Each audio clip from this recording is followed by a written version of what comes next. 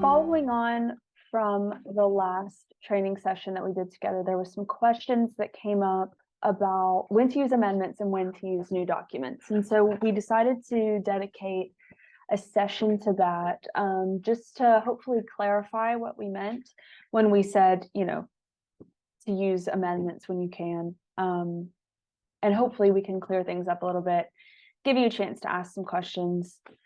So yeah, that's what we're doing today.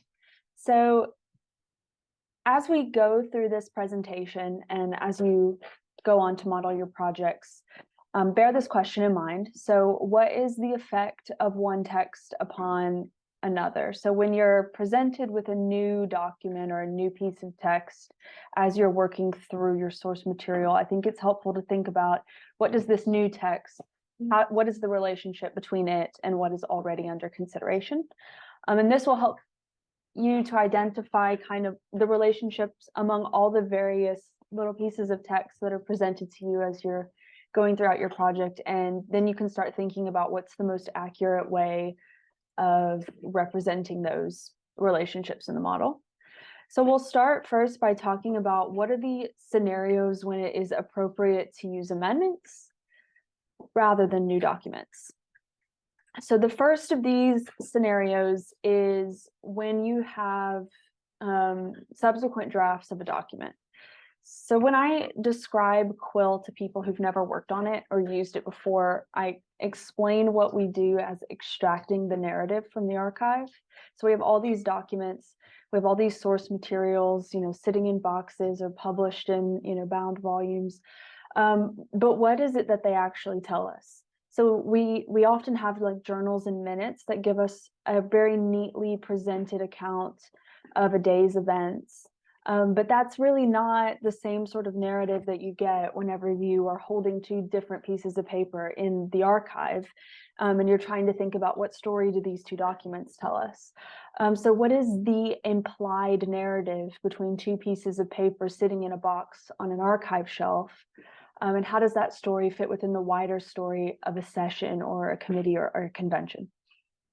So something that Elizabeth touched on last time, and which I think is really helpful when deciding whether something should be modeled as an amendment or a new document, is asking yourself what the effect of a new text is upon an old text. So for example, say you've gone to the archives and you found the documents in these screenshots. So you know that the screenshot on the left is an original draft of a report, either because it was labeled that way in the archive or because the text is described in the journal, and you know that the right screenshot is the final draft. So upon comparing these two drafts, you can see immediately that the subject matter of part one in the red square is different from one to the other. So now you have two texts, and you have to ask yourself, what is the story being demonstrated by these two texts? So is the story like that there were two documents? I mean, yes, these things exist as two separate documents, but is that really the gist of the story that is being presented to you, that there were two pieces of paper? And sometimes the answer to that question is yes. Sometimes the only relationship between two documents in a convention is that they were both at the convention. And if that is the story, then you would use new documents to represent this, but that's not what the story, that's not the story that we're being presented with here. In this instance, there is a document, and that document changed. And that's what we get when we look at these two, is we have a document that serves as a starting point, and then we have a document that is the final version. So the story that we're being presented with is that a document was amended. We may not know every intermediate step from one to the other, but even if these two documents were all the information that we had about that committee, we would still know that the document was heavily amended. So when you're asking yourself the effect of new text upon old text, the new text demonstrates changes made upon consideration of the old text. So if we created these two drafts as separate documents, we would lose that story. So the journey from one version to the other would be lost to us, to users, But if we show the changes from one version to the next with an amendment event, then we are able to capture it. So this is an instance when we would use amendment events so that we can show the evolution of this document. So in the instance that we have only these two documents and no other record of the committee, we could at the very least create a document with the text of the left document on this slide and then propose an event onto it, or an amendment event onto it with the text of the right document. But say you, oh, sorry, I've lost my notes for this slide, but let's say that you have this document that you see in the middle. So again, you've got the same beginning document, you've got the same end document, but say also in the archive, you have the middle document. And you can look, if you look in the like red rectangle, you can see that the text of part 1 is closer to the final version than it is to the beginning version, but in the kind of blue rectangles, you can see that there are some changes made. So you can look at this document and you can say, oh, that looks like an intermediary version between the beginning and the end. So in this instance, if we didn't have like very detailed records to say, okay, this happened and then this happened and then this happened, we know that this document was amended at least in 2 rounds. So you could start with a new document that is the text of the left image, and then you could have an amendment with an adopt decision for the middle text, and then another amendment and another adopt decision for the right text. And it's noteworthy, something to keep in mind is that in the records or in the archives, subsequent drafts of things aren't always labeled, version 1, version 2, version 3, draft 1, draft 2, draft 3, and so on. So sometimes you will have to do a little bit of puzzling together of different documents that you find in archives or that are in, the bound volumes that you're looking at. So things to keep, kind of keep a lookout for when you're trying to decide if something is a subsequent or like a subsequent draft of something else is if you know the text that you begin and end with. And I'm aware of the fact that you may not always have that, but if you do, you can look, kind of like what you see in the example right here is, you have seen how, okay, part 1 changes from one version, from the beginning version to the last version, and we can kind of see those changes incorporated into the middle version, but not all of them. You'll have to do a little bit of puzzling together of working forwards and backwards. Okay, so like we mentioned, there might be some times when you model committees that you don't know when or how amendments were made. And all you know is what enters a committee and what exits a committee. And in those cases, you'll have to create an editorial amendment in the committee that brings the document into the correct form that's ultimately referred out. So this screenshot is from the Wisconsin Convention. So the convention decided to use as a starting point a version of the rules from a previous constitutional convention. And then those rules were referred to a committee that had been appointed to revise the rules. And there isn't really a record of how they were amended, but we do have the version that was reported. And then we also have the version that served as like a vague starting point. So Holly was able to propose the amendment that you see here that brings the document into the correct form that it's referred back to the convention. So the second instance where you would model something with amendments rather than as a new document is when a committee receives the text and then revises that text and then sends it back. So how you model a committee session will vary, committee by committee, case by case. And when deciding how to model the treatment of a document in a committee, you should think about what that committee was tasked to do. So were they given instructions when they were appointed? Were they given instructions when they received a document? And if so, what's the gist of those instructions? So did the convention ask a committee to consider an article and report on it?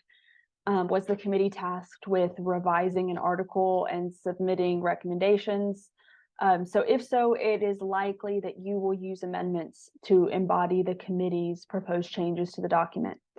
And you can think of this in simple terms as one text goes into the committee and the same text goes out.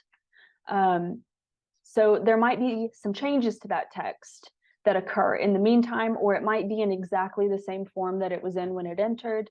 But in any case, regardless of whether the committee makes changes, it's still the same document. The committee members likely thought of it as the same document. And for that reason, we want to be able to capture the committee's hand in the evolution of the text. And we can do that by proposing their changes to the text as amendments.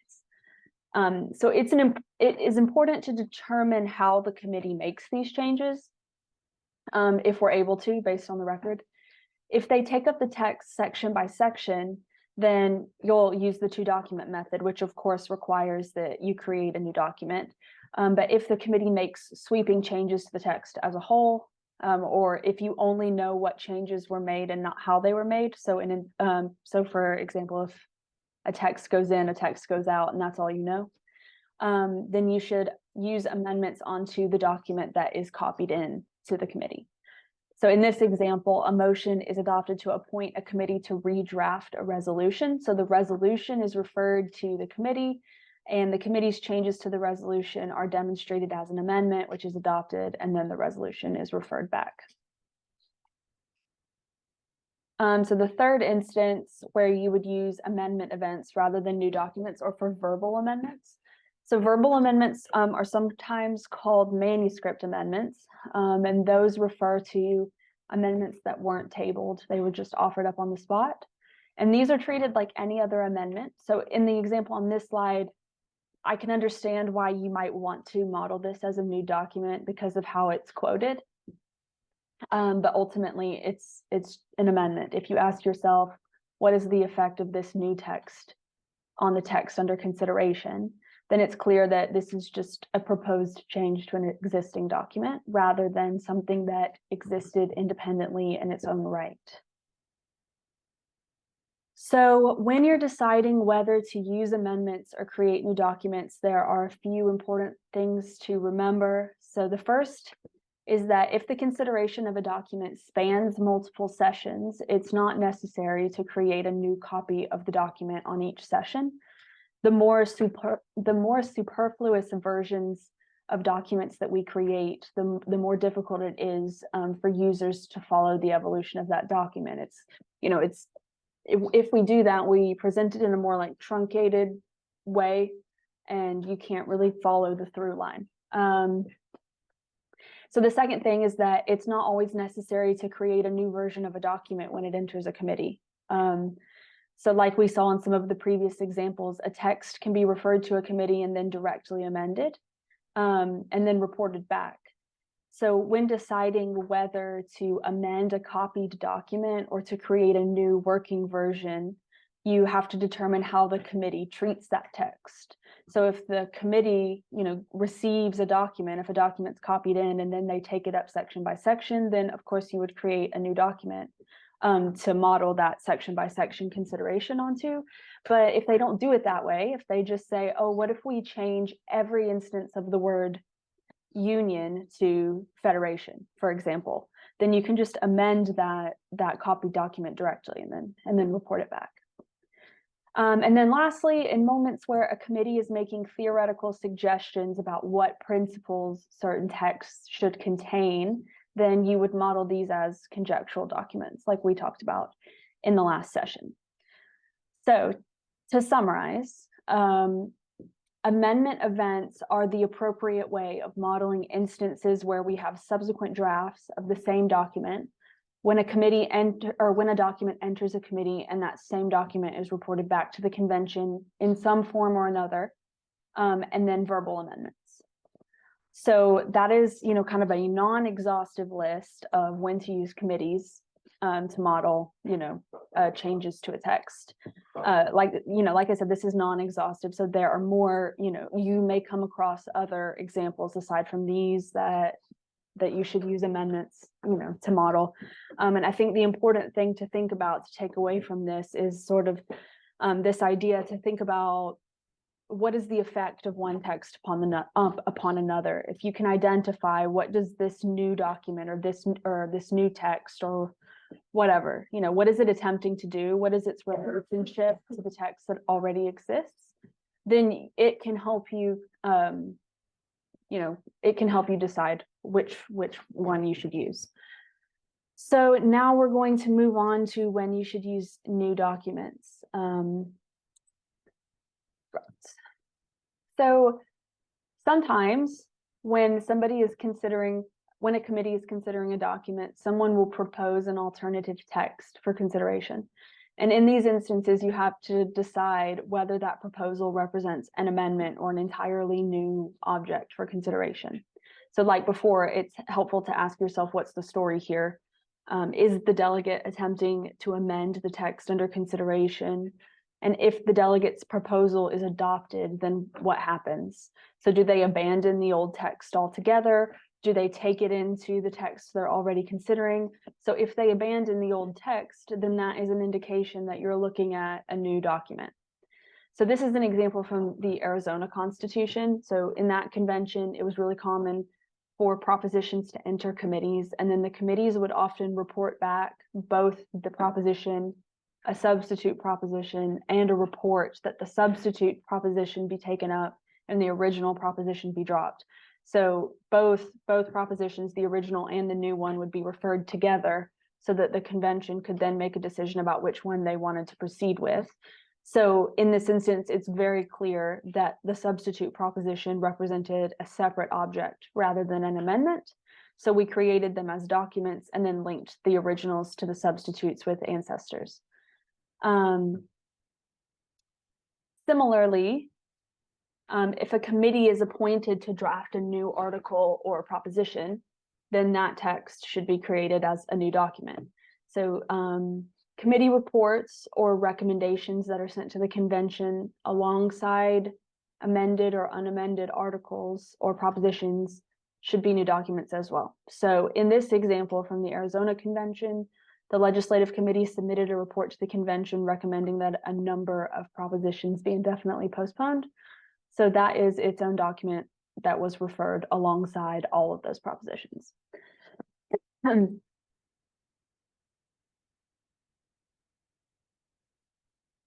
So, right, this is something that some of you have come across in the Illinois project, where you've got a bunch of similar documents. There's similar drafts of things that are being considered and amended simultaneously. And in that case, it seems pretty clear that you're looking at several different documents. It's a bit strange that a convention would behave in this way, but if that's what they're doing, then it's what they're doing. And I think that it's important to keep in mind that there are going to be exceptions to some rules because people behave in illogical ways sometimes. So even if you have, 3 versions of a document and they all look incredibly similar, but they're amending them and discussing them side by side, then those should be separate documents as well. So the next example of when you would create a new document is in a situation where the records of a committee are very sparse. And the only information that we have about it is that, sometimes the only information that we have about a committee is what it reports to the convention. Sometimes we don't know what comes in. We only know what goes out. And in that case, then what we have to do is just to create a new document in the committee and refer that as, the committee's report. So yeah, this is an appropriate case when we can use a new document. Here we've got, on this example in the slide, we have the state's negotiating committee as part of the India project. And there is there theoretically is a verbatim report of this committee. We can't find it anywhere, but all we know is that this report is received. We don't know what went in. So we've just had to create that as a report, standalone report to refer to the convention. Okay, so in most cases, when a committee considers a report, they provide a report on that text. Sorry, in most cases, when committees consider a text, they provide a report on that text to the convention. So if all the members of a committee agree with the decisions that have been made in a committee, they submit a single report. But if some of the members disagree, then they'll submit a minority report. So a minority report is by nature an alternative object for consideration. So these will always be, well, I hesitate to say always, but in the cases that I have encountered in my time with Quill, these will be new documents in the instance that they are created and reported. Once these arrive in a convention, they are considered and amended like any other document. So if a convention decides to proceed with a minority report and reject the majority report, then the minority report document is subject to the same rules and amendments versus new documents that we're outlining here. So for example, if the minority report is referred to another committee and that committee makes changes and then refers it back to the convention, then you would amend it at that point. Okay, so from time to time, a committee or a convention will move to extract a section of a document from a larger text and then consider it separately. So for example, if they want to send a specific article to a special committee. So in this example, there are 4 sections that are being considered, and a motion is made to extract section 5 and then ultimately to refer it to a committee.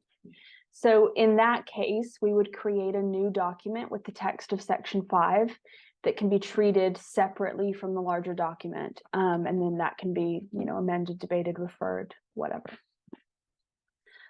So again, a non-exhaustive summary of when to use new documents. So new drafts that are submitted as separate objects of consideration by a delegate or a convention or a committee.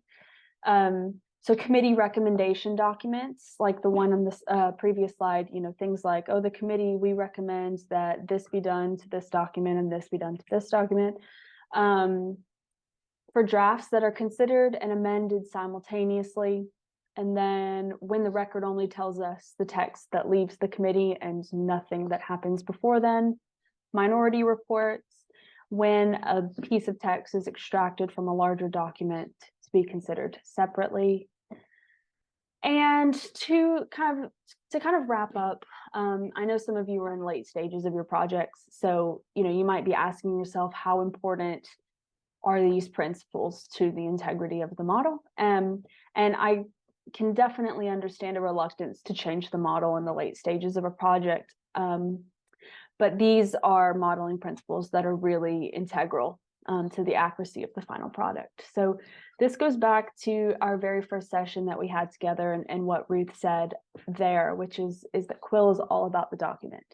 And as these topics we touched on today deal with the rendering of documents in Quill and a user's ability to kind of follow the evolution of that document, to track it all the way through, it's really important that we have this sort of through line that we can follow, that users can very easily and intuitively see the way that these texts change throughout the entirety of a convention. And that's a lot more difficult to do when we model, just small chunks that users can follow, and then they have to think about, where do I go from here? And that's not to say that, you shouldn't create new documents. That's not what we're trying to tell you here. I think the thing to take away really is, what is the story? What is the implied narrative between bits of text that are presented throughout the record or in the archives? And how can you most accurately represent the relationships among those different pieces of text? So that was just a quick, brief overview of some scenarios of when you should model with amendments and when you should model with new documents.